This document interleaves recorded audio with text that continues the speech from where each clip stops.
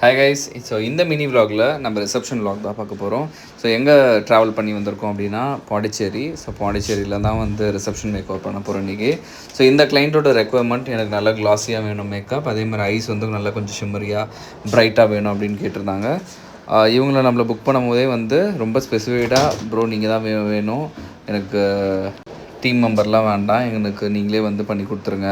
ஏன்னா உங்கள் வெட்டிங் வந்து அங்கேயே சிம்பிளாக பண்ணுறதுனால எனக்கு ரிசப்ஷன் நான் கிராண்டாக எதிர்பார்க்குறேன், அதனால தான் உங்களை புக் பண்ணேன். எனக்கு உங்கள் ஸ்டைல் ஆஃப் சிக்னேச்சர் மேக்கப் வந்து எனக்கு வேணும் அப்படின்னு சொல்லியிருந்தாங்க. அதே மாதிரி வந்து கிளாஸியாக அழகாக அந்த மாதிரி பண்ணியாச்சு. ஸோ ஒரு மேக்கப்பில் ஒரு விஷயம் பார்த்திங்கன்னா, ப்ராசஸ் பண்ணிகிட்ருக்கும் போது அந்த பேக்கிங் ப்ராசஸ்லாம் பண்ணும்போது கண்டிப்பாக வந்து மேக்கப் அதிகமாக தெரியும்.